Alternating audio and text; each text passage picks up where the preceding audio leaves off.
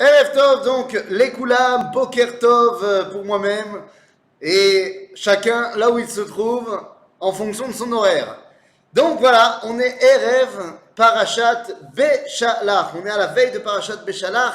C'est une paracha extrêmement centrale, extrêmement importante, car on le sait, ça va être la paracha de l'ouverture de la mer Rouge. Voilà. Donc, je pense qu'on va tout de suite briser la glace en disant que la mer n'a jamais été rouge. Venez, on se met tout de suite d'accord. Personnellement, dans une autre vie, avant le corona, j'étais pas seulement rabbin, j'étais aussi guide touristique en Israël. Et quand tu amènes des groupes à Eilat et que tu leur parles de la mer Rouge devant la mer Rouge, alors il y a des guides qui aiment être romantiques, qui aiment dire pourquoi est-ce qu'on l'appelle la mer Rouge. Eh bien parce que avec le coucher du soleil et le reflet sur les montagnes comme ça fait une couleur teintée rouge et c'est très mignon. Pourquoi pas? Il y en a d'autres qui vont même aller jusque dire, bah oui, la mer Rouge, évidemment, parce que les Égyptiens sont morts dans la mer. Oui, je veux bien, mais ils sont morts noyés. Donc il n'y a pas eu de sang. Donc pour le coup du sang des Égyptiens qui auraient teinté la mer en rouge, il faudra repasser. Non, les amis, en fait, la mer rouge, le rouge de la mer est beaucoup plus simple. C'est comme d'habitude une erreur de traduction. Ah oui, tout simplement. Comme vous le savez, en hébreu, elle s'appelle Yam Souf. Yam Souf, ça veut dire en français la mer des joncs, des roseaux. Or, vous le savez, la Torah a été traduite en grec, ensuite en latin et dans plein d'autres langages. Maintenant, comment dit-on la mer des joncs en anglais? Eh bien, en anglais, on va dire the Red Sea, R-E-E-D. Au fur et à mesure du temps, il y a un E qui est tombé et c'est devenu the Red Sea. Tout simplement. Donc non, la mer n'a jamais été rouge et pourtant on va la traverser quand même. Ça va être toute une histoire. Alors, venez, on va maintenant rentrer dans le vif du sujet. Je vais prendre comme base de notre étude ce soir, eh bien, l'étude qu'on a faite la semaine dernière. Alors, vous inquiétez pas, ceux qui n'étaient pas là, à Kol Beseder, je précise que notre shiur, il est Leilui Nishmat de Nina Bat Simcha. Et même si vous n'étiez pas là la semaine dernière, je vais récapituler en une phrase. La semaine dernière, on a parlé des 10 plaies et on a expliqué que Pharaon était un grand bonhomme, un grand personnage qui attendait d'être convaincu pour laisser partir le peuple d'Israël d'Égypte. Et on a vu à la fin de notre étude qu'il a été convaincu. Les 10 plaies l'ont convaincu, pas seulement l'ont frappé, mais l'ont bel et bien convaincu que Am Israël était légitimement le porteur du message du dévoilement divin. À tel point que lorsqu'il nous dit de partir, il nous dit « Tsu ka'asher dibartem valechu » partez comme vous l'avez dit, ou berachtem gam oti, et bénissez-moi également. En d'autres termes, Pharaon accepte le peuple d'Israël comme étant Mekor Aberacha, source de bénédiction. Et donc évidemment, la question qu'on va se poser, et ça va être la question centrale de notre étude, c'est s'il a été convaincu et qu'il nous a laissé partir. Eh bien, pourquoi finalement, 3 jours plus tard, il se ravise et il nous poursuit? Est-ce que c'est simplement parce qu'il a vu qu'il n'avait plus d'esclaves pour préparer son chocolat le matin? Ou est-ce qu'il y a quelque chose de beaucoup plus profond derrière? Alors venez, on rentre dans ce moment absolument incroyable. On est sorti d'Égypte. Ça fait 3 jours qu'on marche, qu'on part vers notre liberté. Et à ce moment-là, eh bien, j'aimerais rentrer en contradiction avec le film. Parce que dans le film, on a l'impression que Am Israël, c'est un grand groupe qui sort d'Égypte. Mais ce n'est absolument pas le cas. Am Israël, lorsqu'il sort d'Égypte, d'abord, ne se comporte pas vraiment en tant que peuple. Nous sommes encore, à ce moment-là, extrêmement tribaux. On fonctionne selon les tribus. Et au-delà de cela, eh bien, on va pouvoir mettre en avant 4 groupes dans le peuple juif. Il y a 4 factions, je dirais, dans le Ham Israël qui sort d'Égypte. Qui sont ces 4 groupes? Eh bien, les amis, je vous amène au début de la paracha. Les 3 premiers versets de la paracha sont assez limpides. Je vais les lire en hébreu Et vous allez me dire s'il y a un mot qui revient. Alors, c'est le début de la paracha de Beshalach qui nous dit Vayi Beshalach paro et ha'am. Velo nacham Elohim derech eretz pelishtim ki karov hu. כי אמר אלוהים פן ינחם העם בראותם מלחמה ושבו מצרימה ויצב אלוהים את העם דרך המדבר ים סוף וחמושים עלו בני ישראל מארץ מצרים. Est-ce qu'il y a un mot qui revient de temps en temps? Eh bien la réponse est oui. Le mot c'est Am, le peuple. Encore une fois, au niveau grammatical, on n'aurait pas été obligé de répéter le mot Am tout le temps. Si on nous le répète, c'est pour nous expliquer qu'il s'agit en fait ici de plusieurs sortes différentes du peuple juif. Plusieurs factions différentes du Ham Israël. Comment le peuple juif est-il réparti à ce moment-là? Vous allez voir, toute ressemblance avec un cas actuel, évidemment, serait purement fortuite et involontaire, ou pas. On va se rendre compte que dès l'origine du Ham Israël, eh bien, nous retrouvons plus ou moins les mêmes catégories de juifs telles qu'on les connaît aujourd'hui. Alors, commençons directement. Il y a une première catégorie de juifs qui n'est pas mentionnée dans le verset. Qui n'est pas mentionnée dans le verset, mais qui est mentionnée dans le Midrash. C'est la partie du peuple juif qui n'est pas sortie d'Égypte. Comme vous le savez, 80% du peuple d'Israël ne sort pas d'Égypte. Quand tu auras marqué « Vechamushim alou bnei Israël », Rashi nous dit, c'est quoi Chamushim? Alors il y a une explication qui veut dire armée, qu'on reviendra dessus, mais ça veut dire également 1 sur 5.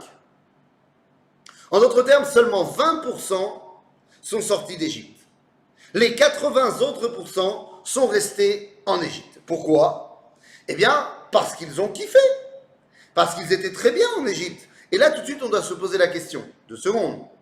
Comment est-ce possible qu'il y a des Juifs qui se sentent bien en Égypte? On a vu le film.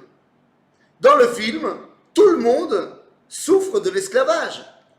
Comment est-ce possible d'imaginer qu'après l'esclavage, tu n'aies pas envie de t'en sortir? Cette semaine, nous avons commémoré le 27 janvier, jour international de la libération de Auschwitz. Imaginez-vous en plein milieu d'Auschwitz, un envoyé vous dit, vous avez le choix, tous les Juifs, de partir. Personne ne veut rester. Alors comment est-ce possible, d'après le film, où l'Égypte est tellement terrible qu'on n'ait pas envie de partir d'Égypte? Eh bien, pour une raison très simple, va nous expliquer Rabbi Avraham Ibn Ezra que déjà 1 an et demi avant la sortie d'Égypte, c'est-à-dire au moment où vont commencer les diplés, l'esclavage a pris fin. C'est-à-dire que nous étions redevenus des citoyens égyptiens de confession israélite. Des citoyens égyptiens de religion juive. Et la vie était redevenue tout à fait vivable et sympathique dans la capitale du monde. Ce qui va expliquer, nous dit Ibn Ezra, que lorsque Moshe dit qu'il faut partir, eh bien il y a plein de gens qui n'aient pas envie de partir. Donc ça, c'est la première partie du peuple juif, ceux qui décident de rester en Égypte. La deuxième partie du peuple juif, eh bien elle arrive dans notre paracha. On nous dit « Vayi beshalach paro et ha'am ». Et c'était lorsque Pharaon a renvoyé le peuple. Qu'est-ce que c'est que cette partie-là? Eh bien, cette partie-là, ce peuple-là, ce sont des gens qui auraient bien aimé rester en Égypte. Mais ils ont été mis dehors quand même. Ah, quelle différence avec la première partie qui est restée en Égypte? Eh bien, c'est très simple. La première partie qui est restée en Égypte, elle était suffisamment assimilée pour ne pas être directement rattachée à l'identité d'Israël qui sort d'Égypte. Vous savez, il y a des Juifs qui sont arrivés de Pologne en Europe, aux États-Unis, ailleurs, et qui ont changé leur nom, par exemple, pour faire plus français.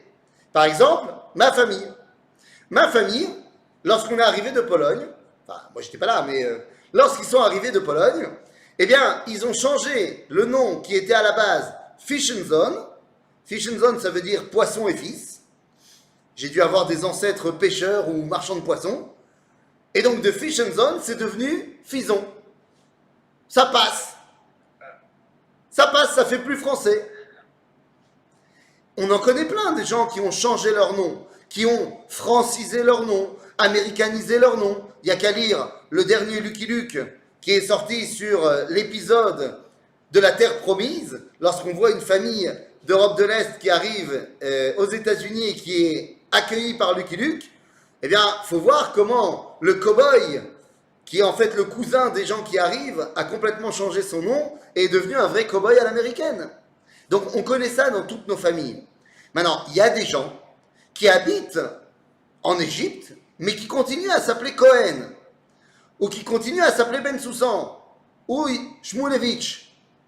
Bon, ben d'accord, mais hey, Shmulevitch, Ben Soussan, lorsqu'arrive la sortie d'Égypte, eh bien, on les tague comme des juifs. Il n'y a pas le choix, de toute façon, il y a le nez en plus, donc c'est réglé. Résultat des courses, il y a des gens qui étaient fans de l'Égypte, mais qui n'ont pas pu rester en Égypte. Leur judaïsme était trop apparent. Là, je parle des noms, mais vous savez, ce n'est pas que des noms.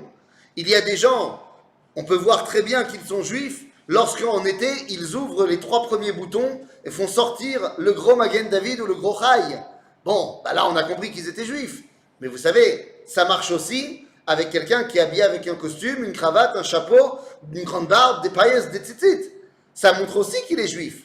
En d'autres termes, nous avons plein de sortes de juifs qui aiment énormément l'Égypte, mais comme ils étaient trop, on va dire, affiliés à l'identité juive, eh bien quand il a fallu partir, ils sont partis avec. Donc, c'est la deuxième partie du peuple juif. Les fans de l'Égypte qui auront toujours une nostalgie de l'Égypte. Moi, j'en connais plein en Israël. Vous savez, en Israël, vous avez énormément à Jérusalem et ailleurs, plein de petites macolettes, de petits magasins avec des produits que français. Où tu as les gens qui viennent acheter leurs produits français et tout, il y a la nostalgie de ce qu'on a connu en France. Donc ça, c'est la deuxième partie du peuple juif. La troisième partie du peuple juif, eh bien, c'est la suite du verset. La suite du verset nous dit « Velo nacham Elohim derech eretz pelishtim ki karov hu »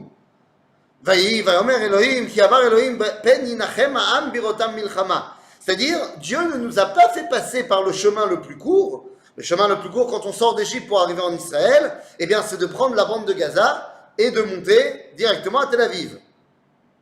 Seulement, nous dit la Torah, Dieu ne nous a pas fait passer par la bande de Gaza parce que c'était trop proche des Philistins et de peur qu'il y ait une guerre et qu'on ne soit pas prêt à se battre et qu'on ait envie de retourner en Égypte. En d'autres termes, Dieu nous a fait passer par un chemin plus long mais plus facile, parce que la troisième partie du peuple juif qu'on met en avant ce soir, eh bien ce sont des gens qui sont prêts à partir d'Égypte, mais à une condition, que ce soit facile. S'il y a des problèmes en chemin, moi je reste en Égypte. Comment ça? Tu dis que si je fais mon alliage, je vais devoir faire l'armée? Ah non, je ne suis pas prêt. Quoi? Il va falloir faire un stage de 2 ans pour faire la reconnaissance de diplôme, Todaraba, j'ai déjà donné. Comme dirait mon père, on ne va pas me demander maintenant, après 40 ans où je suis le meilleur dans mon domaine, de repasser mes examens. Je serai incapable de passer mes examens maintenant. Donc il y a cette partie qui te dit, moi je suis prêt à venir, mais que si c'est facile. Après nous avons une troisième partie, en fait 4e si on compte ceux qui sont restés en Égypte. C'est ceux où il y a marqué Vayasev Elohim et Ta'am derech midbar Yamsouf. Et Dieu nous a fait passer par le désert. Et là, j'aimerais que vous compreniez bien de quoi on parle. D'abord, je fais une parenthèse. Peut-être petite parenthèse, mais qui est très importante de manière générale pour l'étude de la Torah. Quelle est ma parenthèse? Eh bien, elle est la suivante. La Torah n'a pas été donnée à ce moment-là des événements. C'est-à-dire que le verset qu'on vient de lire, les Bnei Israël, quand ils sortent d'Égypte, ils ne le connaissent pas, ce verset. La Torah a été donnée avec tous ces versets uniquement à la 40e année du désert, à la fin de la vie de Moshe. À la fin de la vie de Moshe, Dieu a installé Moshe, il lui a dit viens on fait une dictée, et c'est parti, il lui a dicté la Torah. En d'autres termes, nous, le lecteur, celui qui reçoit le verset, eh bien il est déjà passé par 40 ans de désert. Et donc lorsqu'il lit Vayasev Elohim et Ha'am derech midbar Yamsouf, lorsqu'on est passé par le désert, eh bien, pour nous qui entendons cela, ça a une connotation très claire. Qu'est-ce qu'on a fait le plus clair de notre temps dans le désert? Eh bien, on a étudié la Torah. Le désert, c'est l'endroit où on a reçu la Torah, et pendant 38 ans dans le désert, à part les quelques événements qui sont marqués dans la Torah, ben, le reste du temps, on étudie. Donc, quand on nous dit dans la Torah, Vayasev Elohim et Ha'am derech midbar Yamsouf, ça fait référence à tous ces gens qui disent, moi je veux bien sortir d'Égypte, mais à une condition, c'est que ce soit selon la Torah. Si ce n'est pas selon la Torah, je ne viens pas. Et enfin, il y a une quatrième section qui s'appelle Vechamushim alu bnei Israël me'eretz Mitzrayim. Ce qui veut dire, nous dit Rashi, ils sont sortis armés. En d'autres termes, il y avait une autre partie du peuple juif, la quatrième, la cinquième si on compte ceux qui sont restés en Égypte, eh bien, qui ont dit, nous on est prêts à faire la guerre, on va créer le Palmach, on va créer Tzal, et on va faire la guerre et on va tous les éclater. Top? On en connaît aussi des gens comme ça. Moi, quand j'étais à l'armée, je vais vous dire, j'ai eu la chance de commander un commandant antiterroriste, et on était 12 dans mon unité, et dans mon unité, il y avait Yoni. Alors, je ne vais pas dire son nom de famille, mais Yoni venait directement de New York, et c'était la vraie caricature du juif américain dans toute sa splendeur. D'abord, il était beau gosse. En plus de ça, il avait un physique extrêmement avantageux. 2 mètres sur 2.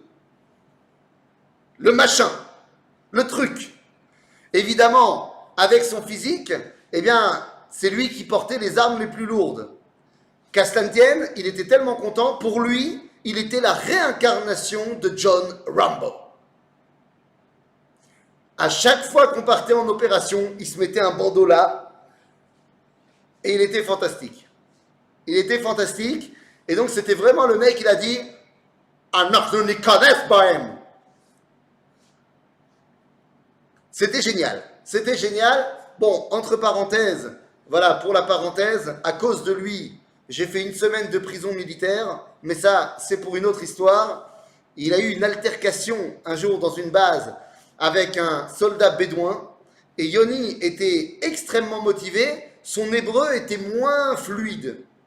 Et donc, il a eu une grosse dispute avec un soldat bédouin, et ils en sont pratiquement venus aux mains. Je suis arrivé à ce moment-là, j'ai séparé la situation, je lui ai dit, vas-y, va dans la salle à manger, va manger, va te calmer, tout ira bien. Et je suis resté face à notre bédouin qui était extrêmement énervé. Et après 1 minute de discussion, et lorsqu'il a commencé à proférer des choses pas très sympathiques, je vous passe les détails, mais le mot Hitler est arrivé dans la discussion de sa part, eh bien, je vous avoue, je ne me rappelle pas aujourd'hui vraiment comment c'est arrivé, mais mon coude est arrivé sur son nez. S'en est suivi une discussion un petit peu plus musclée, et quand j'ai été jugé pour avoir frappé un autre soldat, et alors que mon supérieur m'avait dit, écoute, dis que tu es désolé, dis que tu comprends la difficulté de ce que tu as fait, je vous avoue que j'ai perdu mon sang-froid, j'étais jeune, j'avais 20 ans, et j'ai dit au colonel qui m'a jugé, je lui ai dit, mais tu comprends rien à la vie, toi. Mais moi, j'ai vécu en France, moi, j'ai vécu l'antisémitisme. Tu crois quand même pas que je suis venu en Israël à l'armée pour me faire insulter par un... Non, hé oh! Je me suis excité, il m'a calmé pendant 1 semaine en prison militaire. Voilà, tout ça à cause de Yoni qui parlait pas bien l'hébreu. Mais enfin bon, quoi qu'il en soit, on connaît ce genre de situation. Akol Beseder. Donc nous avons 4 sortes de juifs. Je mets de côté ceux qui sont restés en Égypte parce que malheureusement, et là je le dis, malheureusement, les juifs qui sont restés en Égypte, eh bien vont disparaître pour l'histoire juive. Ça ne veut pas dire qu'ils vont tous mourir comme ça, pouf. Ils ont très certainement eu une belle vie, des enfants, des petits-enfants et ainsi de suite. Mais pour l'histoire juive, ils ne sont plus là. C'est pas à vous que je vais apprendre aux États-Unis le fléau de l'assimilation. Nous le connaissons très très bien. Je parle des États-Unis, mais en France, on n'est pas tellement mieux lotis pour les Juifs qui vivent encore en France. L'assimilation est un fléau terrible. Et donc on voit très bien que ceux qui vont rester et se détachent complètement du destin d'Israël, Eh bien, malheureusement, on sait ce qui se passe. Donc ceux qui sont restés en Égypte, c'est ceux qui sont restés en Égypte. De ceux qui partent, il y a donc 4 groupes. Ceux qui sont partis mais qui ont toujours le regard tourné vers l'Égypte. Ceux qui sont partis mais à une condition, c'est qu'il n'y ait pas d'obstacle derrière. Ceux qui sont religieux et ceux qui sont prêts à se battre. Ok, on arrive devant la mer. On arrive devant la mer, on ouvre les barbecues, on ouvre le pique-nique, tout va bien. Seulement à ce moment-là, Pharaon arrive. Et donc je repose ma question du début. Mais pourquoi Pharaon nous poursuit-il? Il a accepté qu'on devait partir. Alors pourquoi nous poursuit-il? Eh bien les amis, je voudrais vous révéler un grand secret ce soir. Pharaon, qui était, comme on l'a dit la semaine dernière, un grand, eh bien Pharaon avait étudié les écrits du Rav Kook, bien sûr, évidemment. Et ne me parlez pas d'anachronisme ici, hein, ça ne marche pas. Qu'est-ce que cela veut dire? Eh bien, le Rav Kook, il y a 100 ans à peu près, va écrire une lettre à un ami d'enfance à lui. Cet ami d'enfance s'appelle Rabbi Yaakov Ridbaz. Rabbi Yaakov Ridbaz, c'est un grand Talmid Chacham qui vient de Lituanie. Il arrive en Israël, il va s'installer à Tzfat. Il est extrêmement opposé à tous ces juifs qu'on appelle les pionniers, les chilonim, ceux qui sont en train de construire la terre d'Israël, mais pas religieux.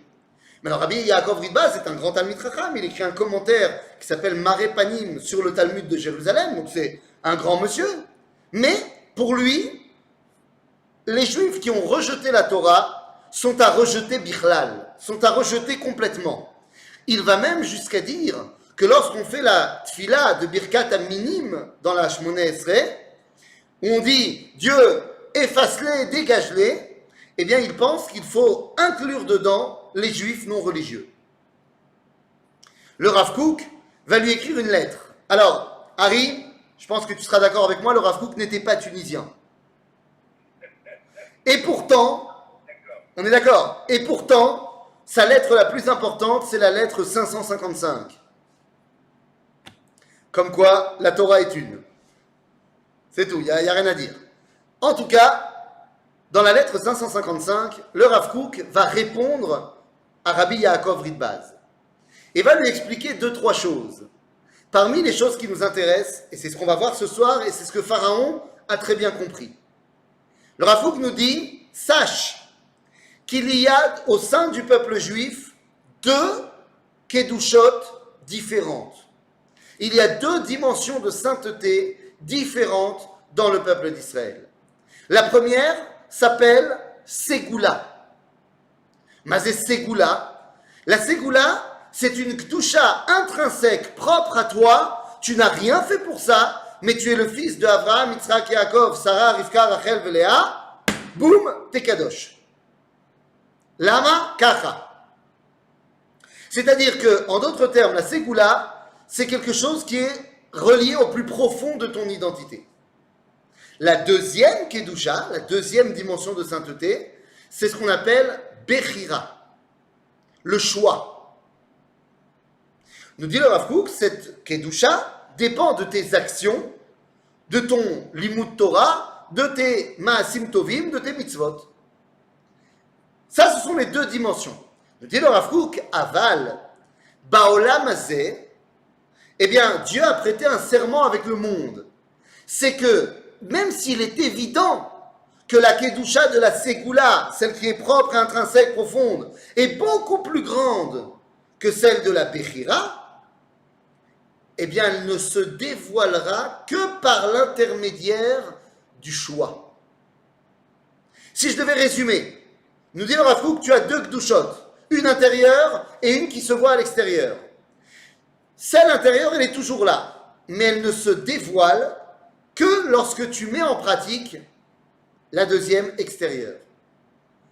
Pharaon, il vient et il dit la chose suivante. Pendant les 10 plaies, vous étiez passif, Béné Israël, vous n'avez rien fait. En d'autres termes, pendant les 10 plaies, c'est dévoiler la Kedusha intérieure de la Ségoula. Maintenant, il est temps de voir si au niveau des actions, eh bien, vous méritez véritablement de sortir d'Égypte.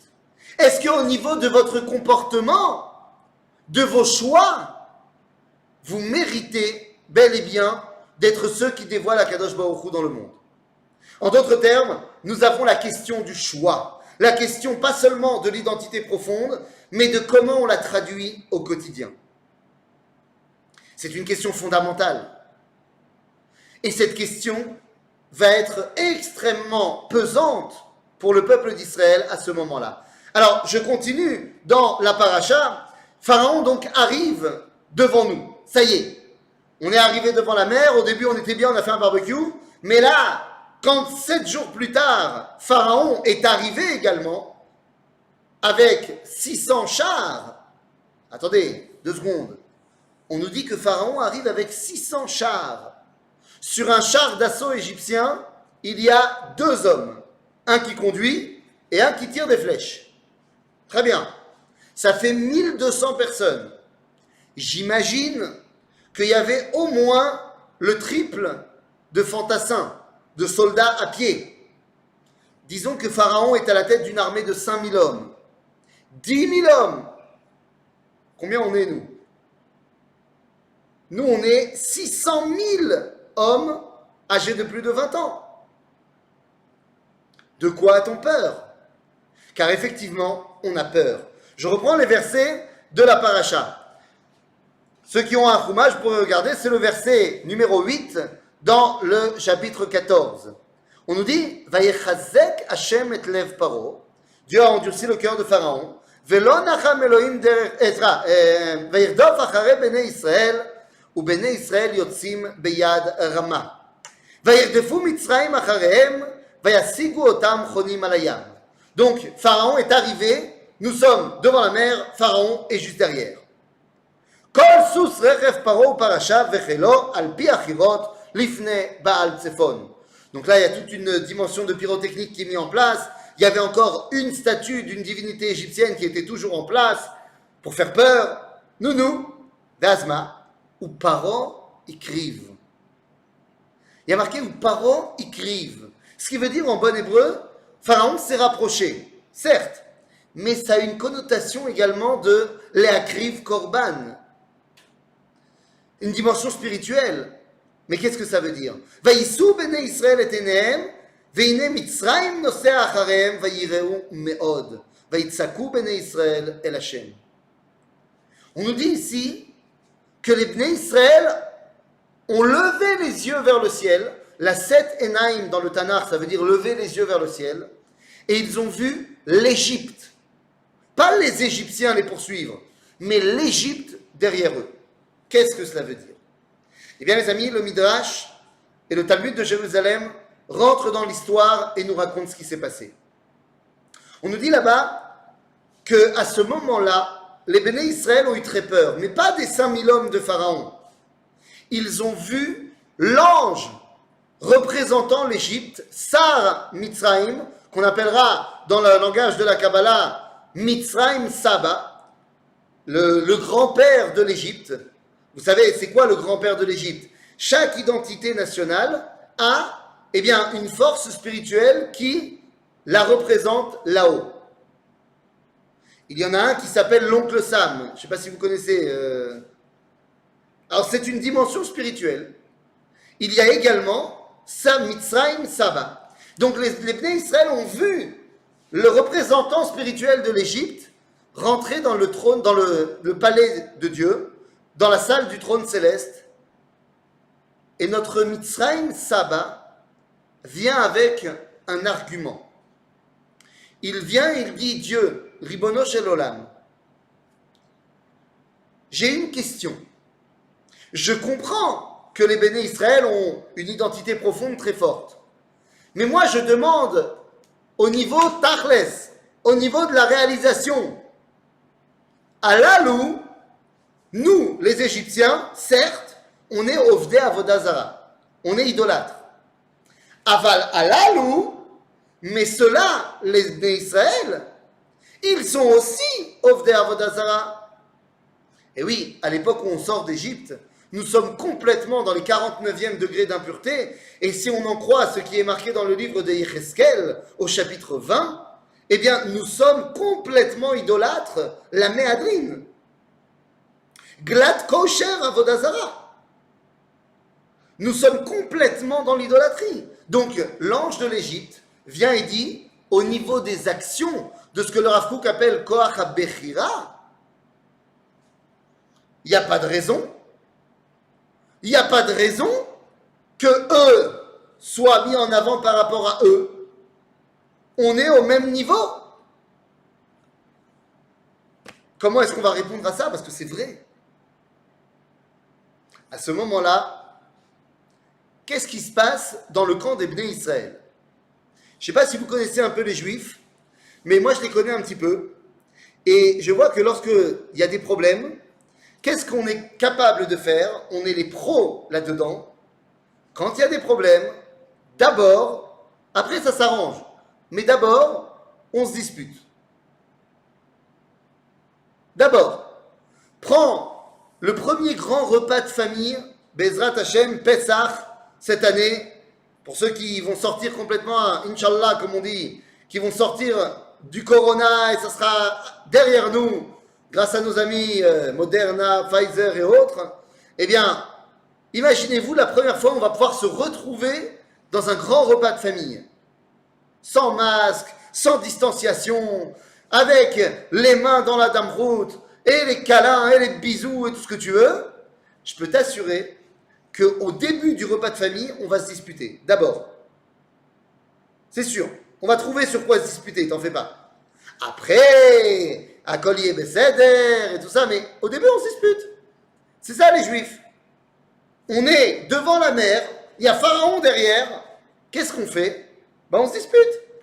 Nous dit le Midrash, Arba kitot na'asu alayam. Le peuple juif s'est divisé devant la mer en 4 groupes. Ah bah tiens, vous vous rappelez? C'est les 4 groupes qu'on a évoqués tout à l'heure. Ces 4 groupes qu'on a évoqués tout à l'heure reviennent devant la mer. Et nous dit le Midrash, ben en fait, qu'est-ce qu'ils ont dit les 4 groupes? Il y en a un qui a dit Nipol Layam. Allez, suicide collectif, tout le monde tombe dans l'eau, on n'en peut plus, on lève les mains, c'est terminé. Bon, ça, c'était le groupe qui a dit moi je suis prêt à partir que si c'est facile. Ensuite, il y a un autre groupe qui a dit Narzor le Mitzrayim. Allez les gars, trouvez-moi un grand drap blanc, on va faire un grand drapeau blanc et on va dire aux Égyptiens oups, c'était une erreur, on est prêt à revenir en esclavage chez vous. Ça, c'était ceux qui avaient le regard toujours tourné vers l'Égypte. Après, on a dit il y avait un 3e groupe qui ont dit nous, on veut que ce soit religieux. Ben, ce groupe-là, ils ont dit Reboino Sheloilom, on organise une grande chaîne de Teilim, tout le monde sort, c'est Sidorim. Et les Rabbounim, ils ont dit on fait une grande journée de jeûne. Non. Et la 4e faction, c'est ceux qui avaient déjà pris leur M16 et qui ont dit vous connaissez Bohème, on va se les faire. Comme dirait mon grand ami Obélix, qu'ils y viennent. Non. Ce sont les 4 groupes. Ce sont le peuple juif. Sauf que, à ce moment-là, Moshe va se tourner vers Dieu et Dieu lui dit Ma titzak elai. Genre, qu'est-ce que tu me veux? Je ne peux pas t'aider. Moshe va répondre aux 4 groupes dans la Torah. Les 4 groupes, Moshe leur dit vous avez tort. Les 4. Il leur dit la chose suivante. Moshe leur dit Vayomer Moshe el ha'am al tiraou. Au chapitre 14, au verset Yud Gimel. Il leur dit Vayomer Moshe el ha'am al tiraou. N'ayez pas peur, ça c'est pour tout le monde. Hityatsevou ureu et Yeshuat Hashem. Garde à vous. À qui il a dit garde à vous? À ceux qui voulaient sauter dans l'eau.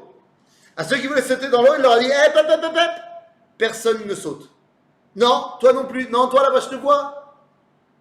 Après, à ceux qui voulaient repartir en Égypte, il leur a dit Asher reitem et Mitzrayim ayom, lo tosifum lirotam od adolam. Vous voyez les Égyptiens là, on les voit, on ne les reverra plus jamais. Terminé. À ceux qui voulaient se battre, il leur a dit vous n'êtes pas encore prêts à vous battre. Hashem yilachem lachem.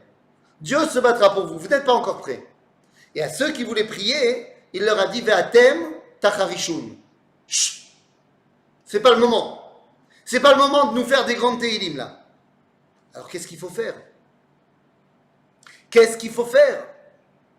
Eh bien les amis, Dieu dit à Moshe, Ma titzak elai, daber el bnei Israël veisaou. Dis au bnei Israël d'avancer. Mais qu'est-ce que ça veut dire? Quand Dieu dit à Moshe, pourquoi tu cries? Je ne peux pas t'aider. Dieu lui dit, Bémet, je ne peux pas t'aider. Parce que la question qui est posée par l'ange de l'Égypte, la question du choix, eh bien c'est une vraie question. Il faut que vous montriez que vous méritez de sortir d'Égypte. Que vous méritez dans vos actions, eh bien de guider le dévoilement de Dieu dans le monde. Ça ne suffit pas, la dimension profonde. Il faut également l'exprimer dans les faits. Alors faites quelque chose. Alors depuis le début de notre cours, on parle de 4 groupes. On a dit, ceux qui sont restés en Égypte, on les laisse de côté. Mais en vrai, vous savez que dans le judaïsme, à chaque fois qu'il y a 4, il y a 5. À chaque fois qu'il y a 4, il y a 5. On retrouve cet enseignement dans le Baal HaSulam, mais en fait c'est un enseignement géométrique. On va prendre de la géométrie. Attends, j'ai pas de stylo. 2 petites secondes.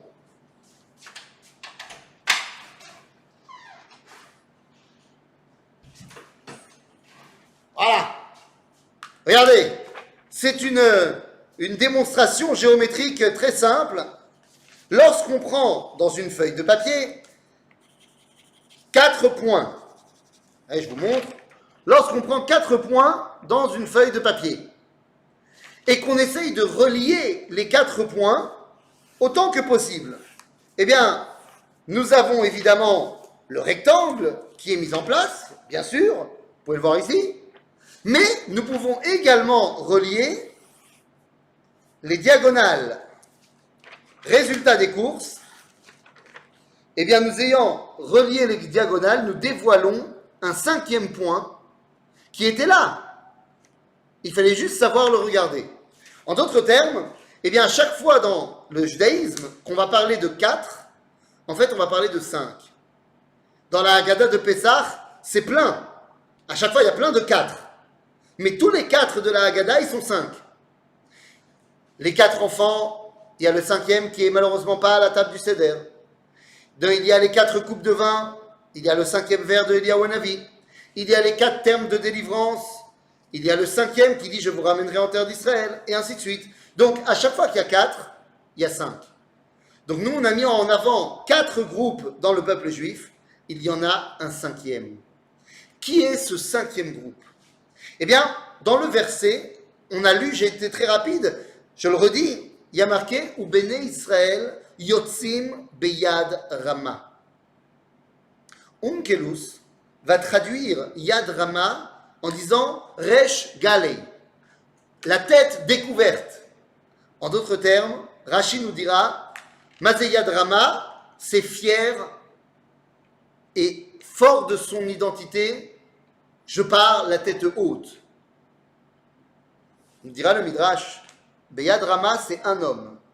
Il s'appelle Nachshon ben Aminadav, le chef de la tribu de Yehuda. Alors on connaît le Midrash, et on connaît la façon dont la Ganénette, elle a expliqué le Midrash à mes enfants. Mais je pense que c'est pas que la Ganénette de mes enfants, c'est toutes les Gananotes. On connaît le Midrash, que quand Moshe il a dit il faut avancer, Nachshon, il a avancé. Et il est rentré dans l'eau. Et la Ganénette, elle a dit à mes enfants que l'eau, elle a commencé à monter, et monter, et il continue à avancer, il s'en fout lui. Et une fois que l'eau, alors glouglou, la mer s'est ouverte. J'y crois pas. Je ne crois pas que Nachshon, il a été glouglou. Pour la simple raison que Nachshon, il ne sait pas que l'eau va s'ouvrir. Il ne le sait pas qu'il y aura un miracle. Donc qu'est-ce qu'il comptait faire? Marcher quand même jusqu'en Eretz Israël dans l'eau? Non. Non, il y en a un autre qui a marché sur l'eau, mais ça c'est une autre histoire. C'est rien à voir. Donc qu'est-ce qui se passe? Qu'est-ce qu'il fait Nachshon? Je vais vous dire ce qu'il a fait Nachshon. Quand on nous dit que Nachshon il est rentré dans l'eau, c'est pas marqué dans la Torah. Mais moi je vais te le dire. Nachshon en tant que chef de la tribu de Yehuda, il a dit à tous ces hommes, il a dit, bon, les gars, Dieu il a dit qu'il faut avancer, alors au boulot, toi tu prends du bois, tu me trouves de la ficelle, on va faire des radeaux, allez, on va créer des bateaux, on y va, il y a de l'eau, faut avancer, et ben on avance. On fait ce qu'il faut pour avancer. Et une fois que Am Israël, il a fait ce qu'il faut, il a fait sa ishtadlout, il a participé, il a fait une action qui fait pencher la balance de son côté. À ce moment-là, Dieu, il ouvre la mer. La leçon de la sortie d'Égypte, c'est que tu ne peux pas te satisfaire simplement de ce qui est profondément ancré en toi. Tu te dois d'agir également. La force de l'action et du choix. À l'époque de la sortie d'Égypte, il fallait que Nachshon il fasse pencher la balance du côté des Bnei Israël pour que Dieu prenne notre parti. Mais il faut savoir que l'histoire qui s'est passée avec Nachshon et avec la sortie d'Égypte, eh bien nous dit le Talmud, dans le traité de Sanhédrin, à la page 98, que c'est ce dilemme qu'a eu Dieu entre les Égyptiens, nous, eux ils sont en Avodah Zarah, nous aussi, alors il y a là au boulot, eh bien nous dit la Gemara, ce dilemme est le dilemme que Dieu va se poser dans la fin des temps. Comment? Eh bien oui. Toute ressemblance avec un concept actuel serait encore une fois fortuit, involontaire ou pas. Nous dit la Gemara dans le traité de Sanhédrin, page 98, qu'il y a un des grands maîtres du judaïsme, il s'appelle Rabbi Yochanan, c'est pas rien, il avait peur des temps messianiques. Il avait tellement peur des temps messianiques qu'il a dit une phrase terrible. Il a dit, le Mashiach, yete velo achmine, qui vienne, je ne veux pas être là pour le voir. Pourquoi pas? Alors la vérité, il n'est pas tout seul. Il y en a deux autres des rabbins qui ont dit la même chose, c'est Rava et Oula, mais ils ont des raisons différentes de Rabbi Yochanan, on ne va pas les étudier ce soir. Mais Rabbi Yochanan, pourquoi il a peur? Pourquoi il dit, j'ai tellement peur du temps messianique que je ne veux pas le voir? Eh bien, il va nous expliquer pourquoi. Il dit, c'est à cause de l'histoire du taureau et du cheval. Ouais, c'est à cause de l'histoire du taureau et du cheval. Alors, je ne sais pas si vous vous rappelez, les gens qui se sont expatriés, est-ce que vous vous rappelez encore des fables de La Fontaine? Ah, quand même. Bon, il y en a une qu'il n'a pas encore écrite, c'est le taureau et le cheval. On connaît la cigale et la fourmi, on connaît le loup et l'agneau, on connaît le corbeau et le renard. Eh bien, le taureau et le cheval, c'est pas une blague, c'est une vraie histoire que nous raconte Rabbi Yochanan. Il nous dit, non, mais évidemment, j'ai peur des temps messianiques. C'est à cause de ce que tout le monde raconte sur le taureau et le cheval. Bon, c'est quoi ton histoire? On nous raconte qu'il y a un homme, il avait un champ, et dans son champ, il avait un taureau, un bœuf, qui travaillait le champ. Et puis un jour, eh oui, tout à fait. Et puis un jour, eh bien, le taureau, il est tombé, il s'est foulé la cheville. Donc il ne peut plus bosser. Ah, alors qu'est-ce qu'on fait? Le Baal Habayit, il prend le taureau, il le met en centre de repos pour les taureaux, et il met à la place le cheval. Bon, c'est moins bien de travailler le champ avec le cheval, aval becholzot. Le problème, c'est qu'à un moment donné, le taureau, il se remet, ça y est, il n'est plus blessé. Et à ce moment-là, il veut reprendre sa place.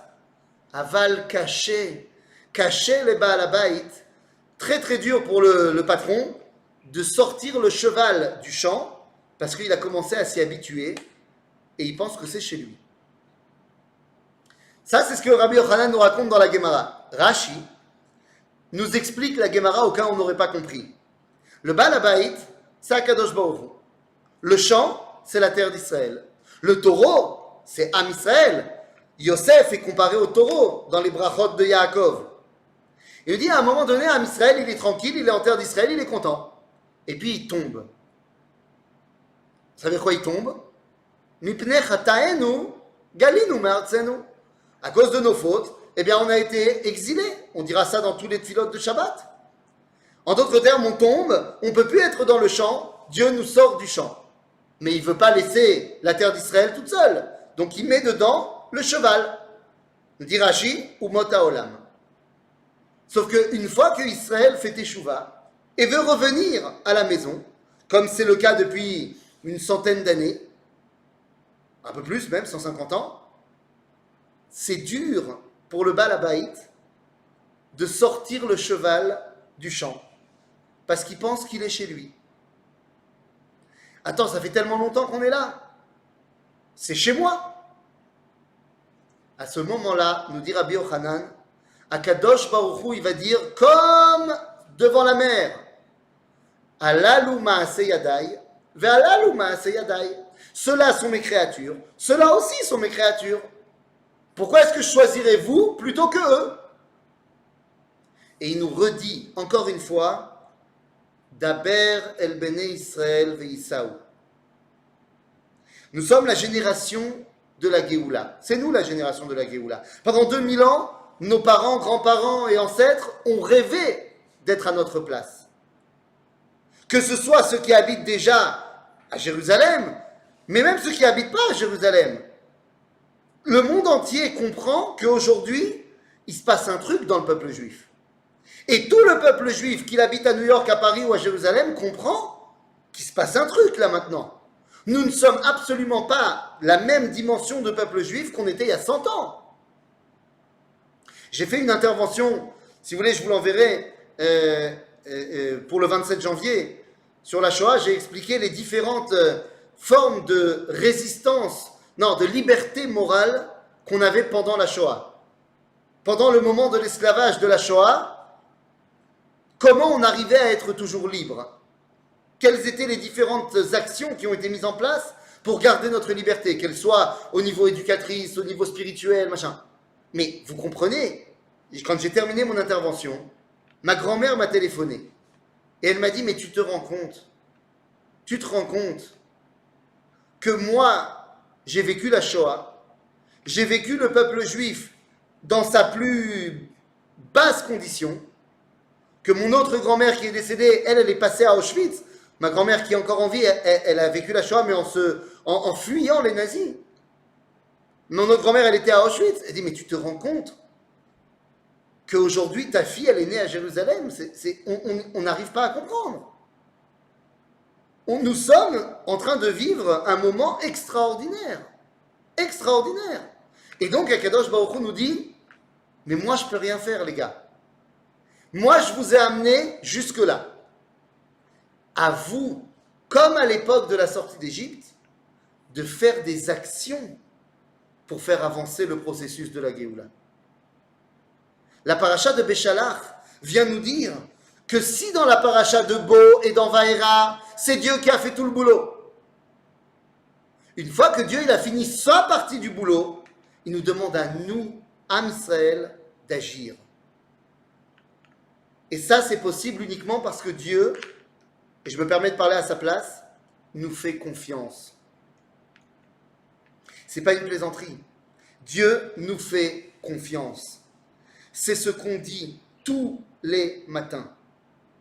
Tous les matins, lorsqu'on ouvre les yeux, qu'on ne sait pas encore vraiment comment on s'appelle, eh bien on dit cette phrase. Modé ani lefanecha melechai vekayam. Alors il y aurait plein de choses à dire sur Modé ani lefanecha, mais on ne va pas le faire maintenant. Vous le ferez demain matin. Melechai vekayam, mais ce qui m'intéresse, c'est la fin. She'echezarta bi nishmati, tu m'as rendu ma neshama, bechemla, avec miséricorde, Rabba emunatecha. Rabba, ça veut dire grande. Mais que veut dire emunatecha? On a tendance à penser que cela veut dire grande est ma foi. J'ai une grande foi en toi. C'est faux. C'est l'inverse. On ne dit pas Rabba emunati. On dit Rabba emunatecha. Grande est ta foi. On parle à Dieu. Et on dit grande est ta foi en qui? En moi. C'est pour ça que tu m'as rendu ma neshama. Parce que tu me fais confiance. Tu me fais confiance que c'est à moi d'endosser la responsabilité de faire avancer le peuple juif, de continuer dans le chemin que tu m'as tracé, de continuer à montrer que je peux dévoiler ton nom dans le monde. Oui, tu me fais confiance, Ribono Shel Olam. Eh bien, tu sais quoi? Je relèverai le défi. Comme Narshon ben Aminadav qui a relevé le défi et qui a dit on avance, eh bien, Am Israël, dans notre génération, est en train de relever le défi. Vous savez, je terminerai par là, j'ai entendu ce matin, pour moi, c'est-à-dire il y a une demi-heure avant le cours, je suis venu faire le cours à la synagogue parce que dans ma maison, à 5h du matin, ils ont dit non.